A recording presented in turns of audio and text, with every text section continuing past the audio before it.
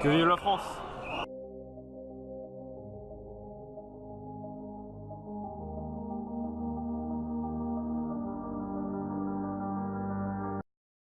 Bonjour à tous. Bonsoir. À Bordeaux, aujourd'hui, berge de la Garonne, place de la Bourse, acte 47 des Gilets jaunes. Donc Bordeaux, bastion historique des Gilets jaunes. Aujourd'hui, pour notre première chaîne YouTube, première vidéo de notre chaîne YouTube Vulgus, qui veut dire petit peuple, petit peuple en ancien français. Nous allons, sous vos yeux ébahis, aller à la recherche de Gilets jaunes aguerris. Pour leur place de la Bourse. Oui, pour leur poser des questions et savoir que se trame-t-il derrière tout ça.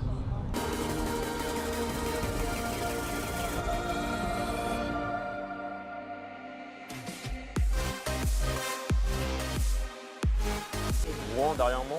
Qu'est-ce que tu as à dire si tu as quelque chose à dire là-dessus? Rouen, c'est du foutage de gueule à très haute échelle. On a encore Madame Sibeth Ndiaye, la dame qui disait en 2017 « J'assume de mentir pour protéger Macron ». Elle nous dit « Tout va bien ». Elle nous a dit récemment que respirer la fumée, ça faisait pas mal, ça faisait juste tousser. Alors je voudrais lui demander à quoi servent les conduits de cheminée déjà. Donc dans les fumées saines, si on évacue la fumée, c'est qu'elle est dangereuse. Et là, on parle de fumée de produits hautement toxiques d'une usine Seveso, donc marquée hautement toxique. Donc c'est du foutage de gueule. On verra dans les années à venir jusqu'à quel point c'était dangereux et c'est dangereux. Mais l'attitude du gouvernement n'est absolument pas à la hauteur. Les pompiers n'ont pas du tout été protégés. Ils avaient des tissus en papier pour se protéger, tandis que les policiers et les gens de l'usine avaient des masques à filtre. Donc c'est vraiment scandaleux. Aujourd'hui, on va marquer la manif de Bordeaux en solidarité pour les gens de Rouen et en dénonçant l'inaction du gouvernement et l'irresponsabilité de l'usine Seveso qui est tenue par Warren Buffett. Enfin, à toute haute l'échelle bien sûr. Aujourd'hui, jour de cette manifestation numéro 47 des Gilets jaunes, on peut voir que la fontaine de la place de la Bourse a été enduite de colorant noir, rappelant les événements de Rouen et de l'entreprise Lubrizol qui a pris feu. Exactement, c'est ça. Du coup, tu as parlé des pompiers. C'est vrai qu'il y a eu des forces de l'ordre qui ont été protégées, entre guillemets, même si le niveau de protection n'était pas forcément adapté. Qu'est-ce que tu penses du fait que le gouvernement protège les forces de l'ordre, conseille aux écoles de fermer, aux enfants de ne pas sortir, et d'un autre côté, par un double discours, dire à la population, en mentant ouvertement, qu'il n'y a aucun danger et que c'est pas toxique. Sachant qu'on a eu des preuves, il y a eu des agriculteurs qui ont eu des récoltes ruinées, je sais pas si tu as vu. Le lait aussi. Ouais, il y a eu du lait, il y a eu la pluie un peu acide, il y a eu toutes sortes de choses qui remettent ça en cause. Donc, là encore, mais c'est toute la duplicité d'un gouvernement qui ne veut pas assumer mais les actes et le danger dans lequel nous placent les industries, comme celle de Lubrizol. Et oui, il y a le lait qui est contaminé, les producteurs laitiers qui disent on fait quoi, on le jette, mais si on le jette, on le jette dans nos champs, donc on va contaminer nos champs aussi, c'est totalement ridicule. Il aurait peut-être fallu évacuer la zone de Rouen et peut-être même les environs, mais c'est très compliqué à mettre en place, ils l'ont pas assumé. Et en tout cas, qu'il ait fallu ou pas évacuer la zone, ils ont été dans le flou le plus total, ce qui donne à penser des choses qui sont parfois fausses aux gens. Mais on ne peut pas faire autrement en fait. Le gouvernement ment depuis trop longtemps et a été trop dans le flou dès le début de la crise. Donc maintenant, comprendre ce qu'il aurait fallu faire, c'est très dur. Mais ce qui est sûr, c'est que le gouvernement n'a pas fait grand-chose. c'est vrai.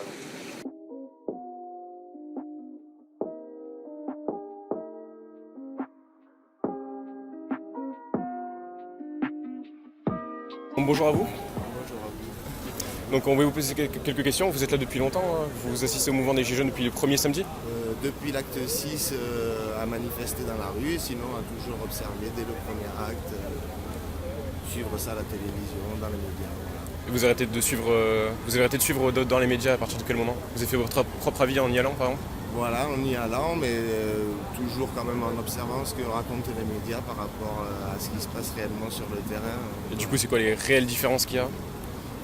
C'est qu'ils prennent une acte d'une minorité, donc des actes par contre qui sont très photogéniques ou qui font de l'audience, alors qu'il y a plein d'autres choses qui se passent dans les manifestations. Oui, le mouvement est totalement pacifique.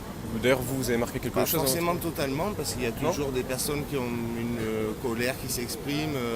Mais ça reste une minorité quand même. Ça reste une minorité, mais dans l'ensemble. c'est justement pour ça qu'on des fois on réfléchit à qu'est-ce qui a amené ces gens-là à commettre ces actes-là et qu'est-ce qu'ils voulaient exprimer quand ils ont fait ces actes-là. Voilà, donc les personnes ne sont pas condamnables pour moi, mais par contre les actes, effectivement, Sont condamnables. On ne soutient pas ça. D'accord. Voilà. Pas de problème. Et du coup, vous pensez quoi de l'avenir des Gilets jaunes en 2019 voire 2020?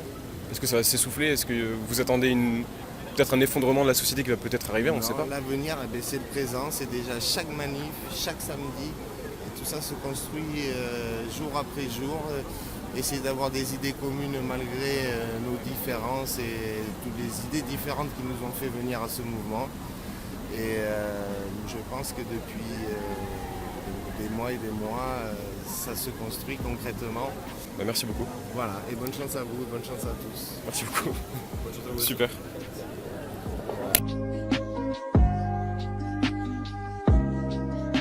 Mais je suis ce qui se passe. Effectivement, il y a des choses qui se passent. Je ne dirai rien parce que nous sommes infiltrés. Beaucoup. Ah oui. Non, sérieusement? Ah, sérieusement. Sérieusement, j'en ai vu un. J'ai vu une personne de là-bas que là, on les reconnaît. Ils sont pas comme nous.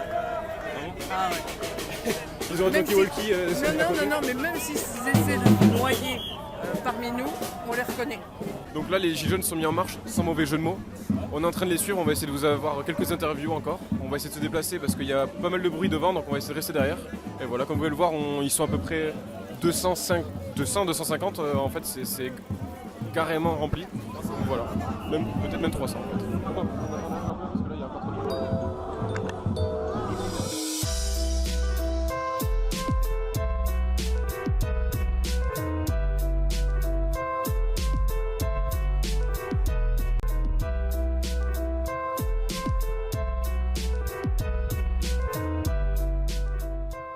Les mains arrachées, les yeux crevés, il y en a eu tout. Je l'ai vu, le mec, il a pris la grenade, tu sais, pour la relancer, et puis il a fait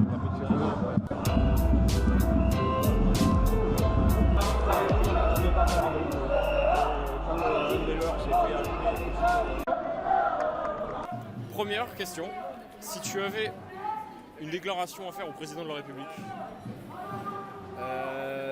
Ça fait quand même presque un an qu'il y a dans la rue chaque samedi et même en semaine des milliers de personnes qui s'organisent, qui militent pour que vous démissionniez. Alors on sait bien que votre démission elle ne changera pas grand chose en réalité à notre précarité, elle ne changera pas grand chose à l'exploitation, elle ne changera pas grand chose à la dégradation de l'environnement et à tout ça. Ce serait déjà un petit geste qui serait certes insuffisant, mais qui nous ferait bien plaisir. Alors après, évidemment, quand vous aurez démissionné, il y aura encore tout un combat à faire pour dégager tous les capitalistes, tous les politiciens à leur service, et pas qu'en France, aussi en Algérie, aussi en Irak et partout dans le monde. Mais voilà, on sait bien à qui vous servez, on sait bien à quoi vous servez, et c'est pour ces raisons-là qu'on veut que vous partiez, quoi. Pour le RIC, Même si c'est qu'une première étape, et même si c'est évidemment insuffisant, pourquoi pas? Après, c'est encore pas ça qui va être la panacée non plus. et tu parlais tout à l'heure juste là de virer tous les politiques actuels partout dans le monde, mais pour imposer quel système politique à la place? Il faut un gouvernement des travailleurs. Il faut une société à l'échelle mondiale qui est dirigée par aujourd'hui ceux qui sont exploités, par ceux qui produisent toutes les richesses. Un gouvernement des travailleurs, des travailleuses, des personnes, des chômeurs, des chômeuses, des jeunes, des retraités. C'est ça qu'il faut, une démocratie directe où partout dans toutes les entreprises, la démocratie elle soit remise sur ses pieds, que les gens décident ce qu'ils produisent, que les gens décident à qui ils distribuent la production, que les gens décident comment ils se gouvernent. Il faut un gouvernement des travailleurs et des travailleuses. Un message pour les potentielles personnes qui verront cette vidéo et qui n'auraient pas le courage ou qui penseraient pas à franchir ce pas de venir aux manifestations par exemple? Déjà, n'ayez pas peur des manifestations, personne ne va vous manger et ce sera l'occasion de discuter avec plein de personnes qui ont des avis différents. Voilà, soit là, on est en train de discuter, c'est notre première manifestation en tant que journaliste entre guillemets.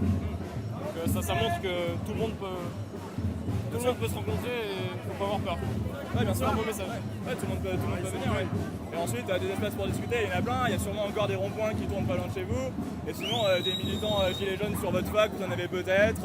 N'hésitez pas à aller voir. Voilà.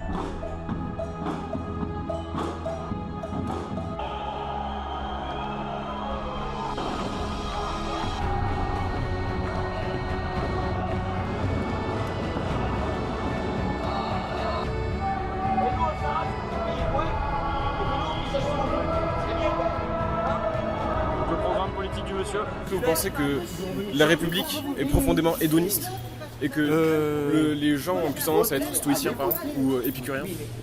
Oui, c'est vrai, en tout cas, ne serait-ce qu'une catégorie sociale. Enfin, l'élite qui a des moyens matériels, des moyens financiers, effectivement, ne peut être qu'hédoniste. Mais en plus, il faudrait aussi parler aussi, moi c'est un de mes thèmes principaux, de ce que j'appelle le selfisme et le narcissisme qui peu à peu envahissent le monde. Aussi bien la masse avec avec l'innovation technologique du portable et puis ça se répercute aussi au niveau politique. La plupart des discussions politiques et tout, c'est uniquement un truc de égo. Là, j'ai parlé du carnaval des égos qui va recommencer avec les communales, avec les municipales, vous voyez. Moi, j'appelle ça le carnaval des égos. Parce que c'est à chacun, chaque égo veut s'imposer à l'autre, etc., etc. Mais c'est malsain, parce que c'est une question d'intrigue, d'égoïsme, de poursuite du pouvoir et de l'argent, puis c'est tout. Il n'y a plus que ça comme valeur au niveau de notre 5e République. Vous voyez, c'est ça. Et les gens, tellement choqués que vous avez 33 000 parce que la baisse les samedis, c'est entre moins 30 et moins 70%. Un samedi, c'est 60% de chiffre. Et vous avez dit qu'il y a des fermetures de 500 000. Il est prévu, il y a un projet de fermeture, il est prévu entre 400 et 500 fermetures.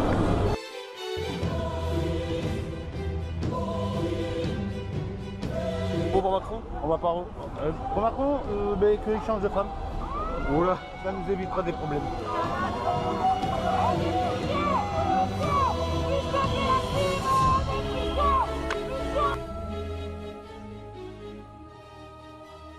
L'événement est fini. Fin de journée pour nous et globalement de l'événement. Il est aux alentours de 16h. Il est 16h. C'est bon ? Ouais. Il est 16h, donc là les jeunes vont à la rue Sainte-Catherine. Bon, nous on n'a pas le temps d'y aller. Le mouvement vient du coup, il y a quand même un peu moins de monde là. Ouais. Je dirais que c'était peut-être divisé par deux. Entre de toute façon, le mouvement. Depuis le Carrefour, ouais. Il y a eu un gros déplacement où je pense beaucoup de gens se sont éclipsés. Qui a fini devant chez les pompiers, puis là. La préfecture de Bordeaux ou la sous-préfecture, je sais même pas. Sauf qu'il y a des gens qui n'étaient pas d'accord, du coup ils se sont divisés. Bon, c'est là où on voit qu'il manque peut-être de l'organisation et un chef, ou comme on parlait avec un gilet jaune qui a aucune personnalité, qui est là pour encadrer le mouvement, donc c'est un peu la foire quoi. Mais dans l'ensemble, tout s'est bien passé. Tout s'est bien passé, bon à la fin c'était tout orienté extrême gauche, mais voilà. Oui, clairement. Donc bon, fin de vidéo pour nous. Donc voilà, fin de vidéo pour nous. Fin de vidéo pour vous. C'était enrichissant. Première vidéo. Très intéressant, tout le monde très gentil. Très intéressant, tout le monde très accueillant. Franchement, vous pouvez y aller les yeux fermés si jamais vous avez envie, même si vous êtes intrigué. Soyez non violents, soyez gentils. Comme tout le monde de toute façon. Comme tout. Si vous suivez la masse. L'énorme plupart. Psychologie des foules. Quand on est perdu, il y a toujours des gens pour nous aider. Oh, c'est beau ça. Ça c'est beau, c'est la solidarité. Oh, Tintin au Congo. À l'état pur. Tintin au Congo. Œuvre raciste. Donc voilà, c'est la fin de notre journée. Des lunetières. C'est la fin des lunetières avec Aflelou. J'espère que vous avez kiffé. Voilà, n'hésitez pas à vous abonner.